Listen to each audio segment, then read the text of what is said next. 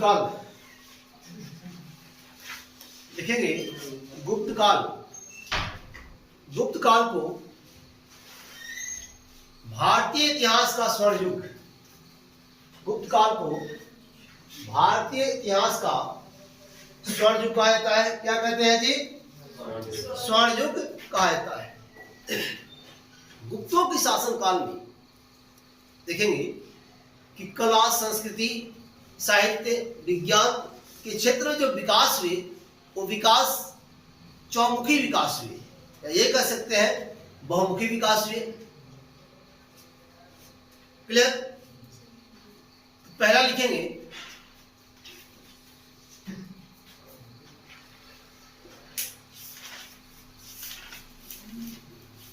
गुप्त काल को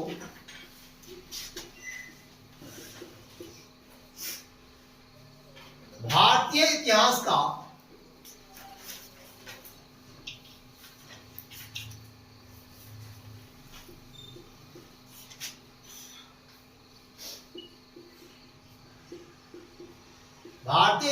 का स्वर्णिम युग,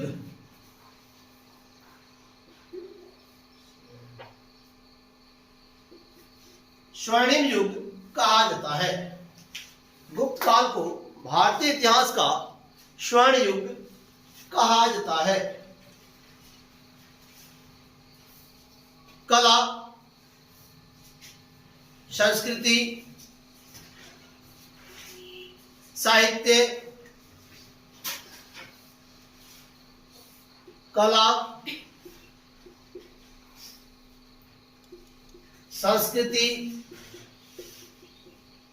साहित्य और विज्ञान के विकास के कारण और विज्ञान के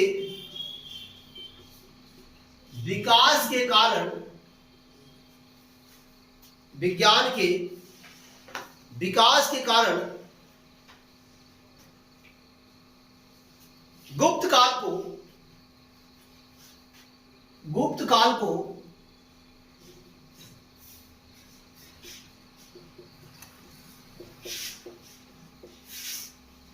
भारतीय इतिहास का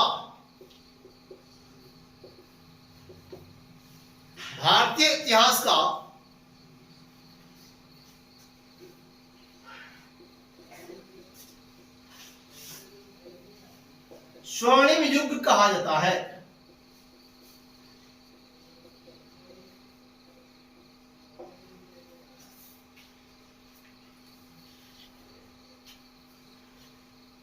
क्लियर? अब यहां एक प्रश्न बनता है कि गुप्त कौन थे? प्रश्न बनता है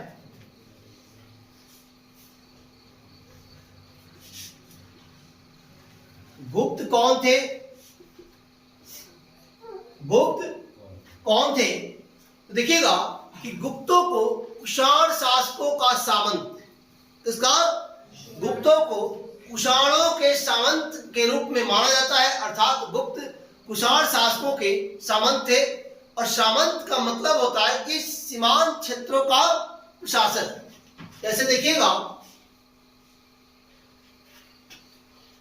ये राज्य हो गया, और राज्य के बिंदु में जो मध्य होता है वो मध्य में राजा, और होता है जी राजा। अब यदि इस क्षेत्र पर किसी को हम किसी के अधीन कर रहे हैं, कोई यहाँ शासन कर रहा है, तो वो हमारा सामंत हुआ, और हमें वह नियमित रूप से टैक्स देता हो या फिर हमारे आदेश का पालन करता हो, उस हिसाब से ये सामंत। सीमाओं के अंत का प्रशासक। क्लियर? सीमा इधर हो या इधर हो, सीमा चाहे किधर भी हो, सीमा दाएं हो सीमा बाएं हो, सीमाओं के अंत का प्रशासक ही कहलाता था सामंत। और गुप्त कुषाणों के सामंत माने जाते हैं। क्लियर? नेक्स्ट, गुप्तों को किसी का गुप्तों को कुषाण शासकों का सामंत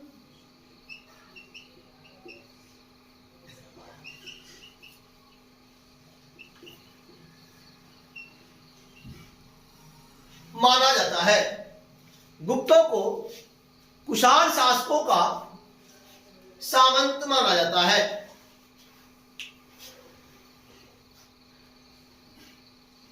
क्लियर? अब यहां एक चीज आता है कि जब मगध से मौर्य का पतन हो गया, मौर्य वंश का अंतिम शासक वृत्रथ, जब मौर्यों का मगध से शासन सत्ता समाप्त हो गई तो बीच में छोटे छोटे राजवंशों का अभ्युदय हुआ, लेकिन कुछ ऐसे राजा या राजवंश नहीं आए जिन्होंने व्यापक मौर्य साम्राज्य की भांति एक बड़े राज्य, बड़े विस्तार वाली राज्य की नीति को अपनाए और संपूर्ण भारतवर्ष में अपना आधिपत्य स्थापित कर सके। तो ऐसा कहा जाता है कि मौर्यों के पश्चात अर्थात मौर्य वंश के पश्चात ये गुप्त ही ऐसे थे जिन्होंने एक मजबूत शासन व्यवस्था स्थापित करने में सफल हुए। नेक्स्ट, मौर्यों के पतन के बाद, मौर्यों के पतन के बाद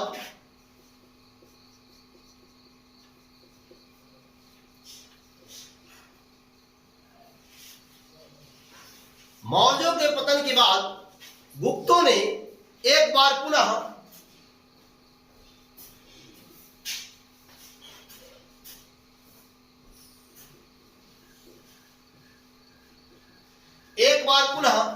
संपूर्ण उत्तरी भारत में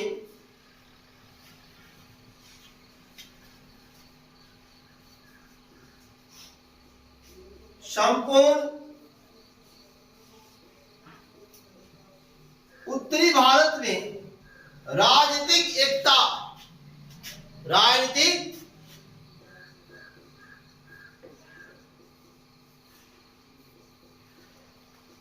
एकता की स्थापना की।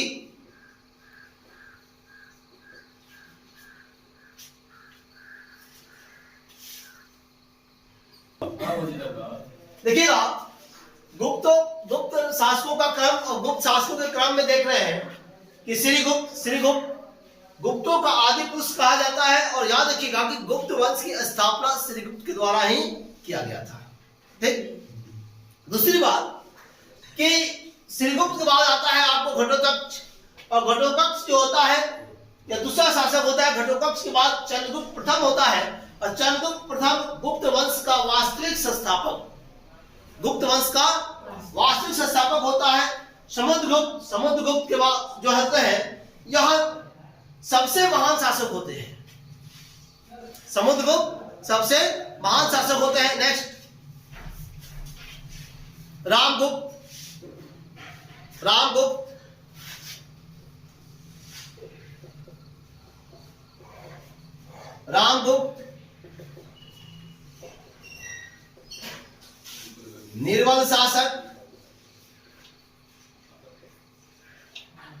निर्बल शासक, रामगुप्त देखिएगा, और रामगुप्त करता क्या है कि एक युद्ध में हार जाता है और अपनी पत्नी को दे देता है, छोड़ देता है। क्लियर? लेकिन उसके पश्चात रामगुप्त के बाद चंद्रगुप्त द्वितीय होता है, जो विक्रमादित्य की नाम से जाना जाता है। विक्रमादित्य पुनः युद्ध करता है और युद्ध करके उनकी पत्नी को छुड़ा कर लाता है, और रामगुप्त अपने बड़े भाई की हत्या कर देता है। ठीक, विक्रमादित्य।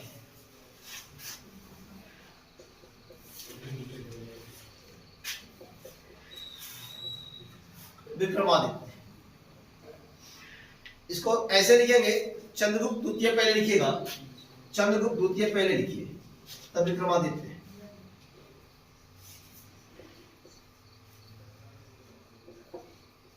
चंद्रगुप्त द्वितीय,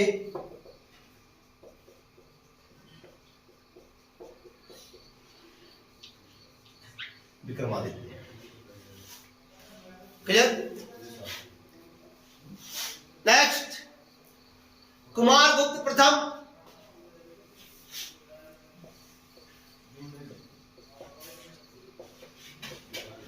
कुमारगुप्त प्रथम। और देखिएगा इन्हें महेंद्रादित्य कहा जाता था। क्या जी?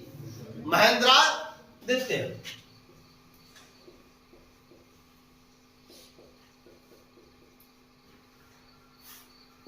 महेंद्रादित्य।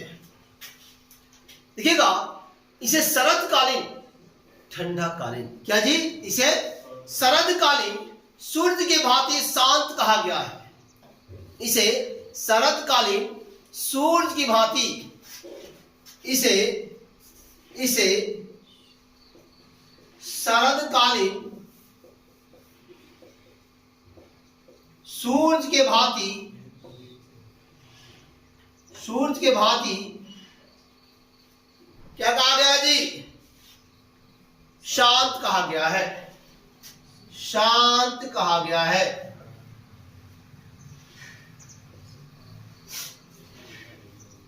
शांत कहा गया है। क्लियर? नेक्स्ट, इसके बाद स्कंदगुप्त कंटिन्यू करेंगे। स्कंदगुप्त, पुष्यगुप्त, नेक्स्ट पुष्यगुप्त, नेक्स्ट कुमारगुप्त द्वितीय,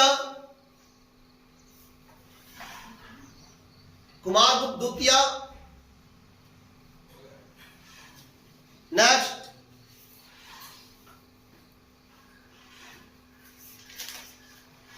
बुधगुप्त,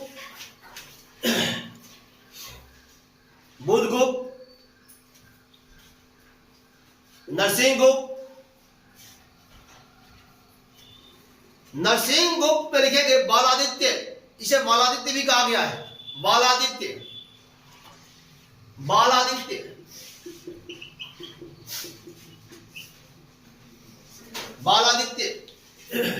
नेक्स्ट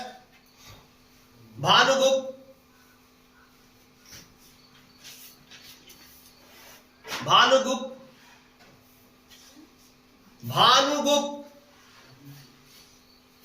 इनके समय भानुगुप्त,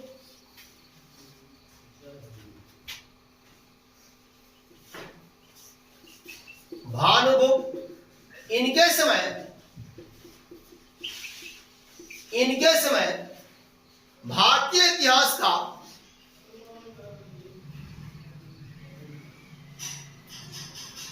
प्रथम सती होने का साक्ष्य मिलता है। भारतीय इतिहास का प्रथम सती होने का प्रमाण मिलता है।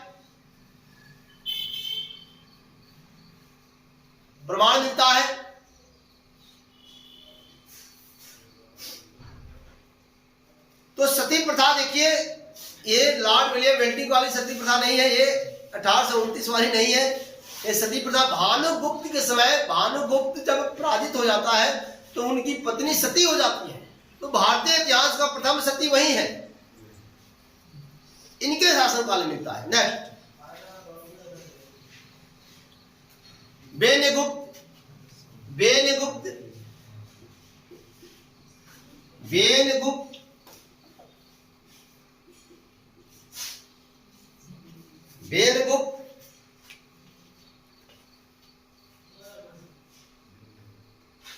नेक्स्ट कुमारगुप्त तृतीय, थर्ड।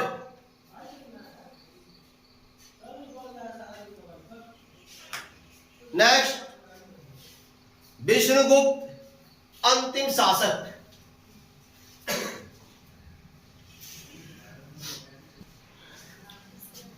चंद्रगुप्त प्रथम का जो शासन काल होता है वो 319 से 335 ईस्वी होता है। और देखेंगे कि गुप्त वंश का वास्तविक संस्थापक,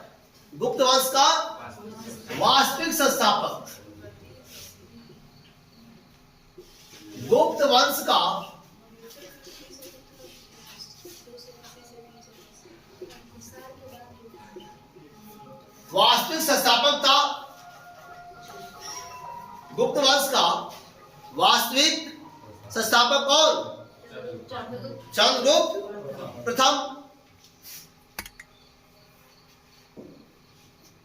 इसने राज्यारोहण के दिन इसने राज्यारोहण के दिन, अब इनका जो राज्यारोहण होता है वो राज्यारोहण कब होता है लिखिएगा। राज्यारोहण के दिन 19 मार्च 319 ईस्वी को, सॉरी 9 मार्च 319 ईस्वी को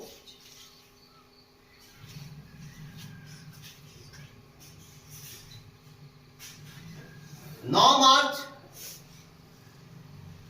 319 ईस्वी को 319 ईस्वी को एक नवीन संवत गुप्त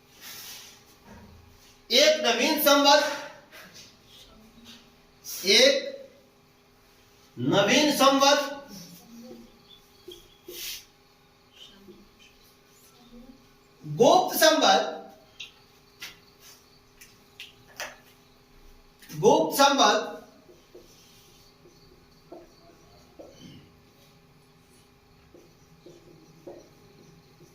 प्रारंभ किए।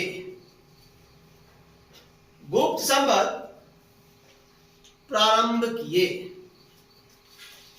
क्लियर। नेक्स्ट, वैशाली के लिच्छवी वंश की राजकुमारी, वैशाली की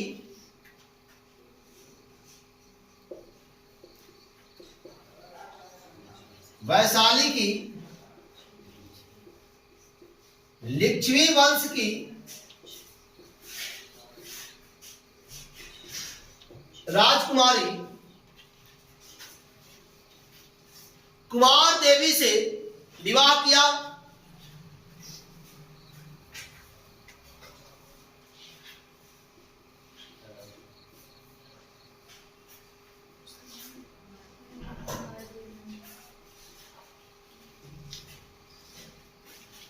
कुमार देवी से विवाह किया और इन्हीं के नाम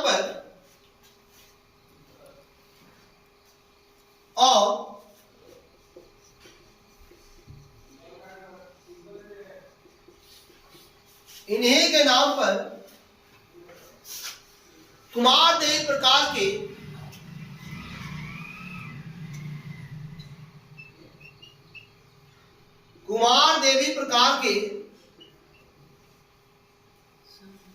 सोने के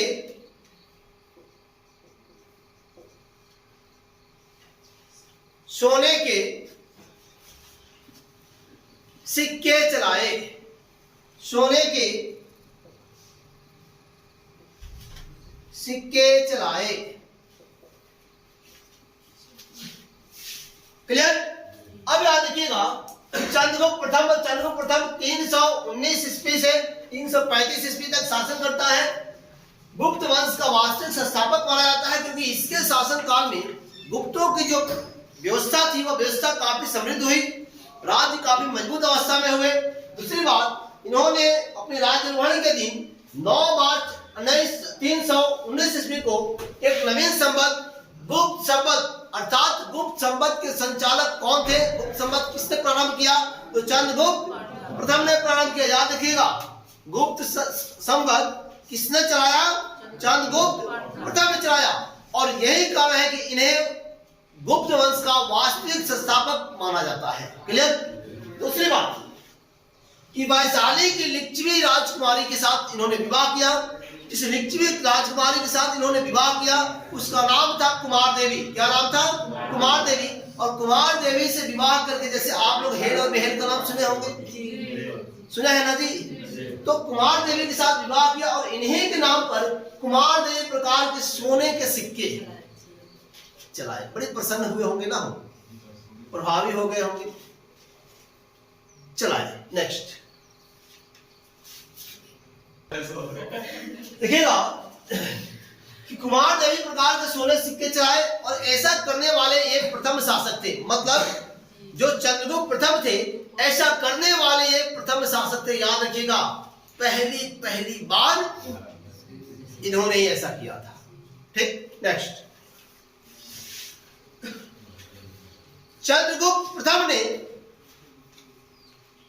महाराजा धीराज की उपाधि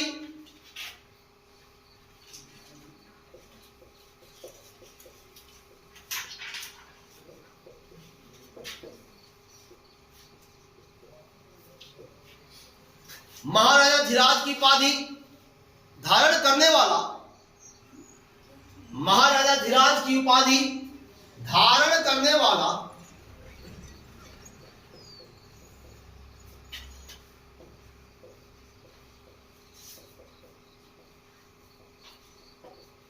प्रथम शासक था। महाराजा धीराज की उपाधि धारण करने वाला प्रथम शासक था। क्लियर? नेक्स्ट, समुद्रगुप्त।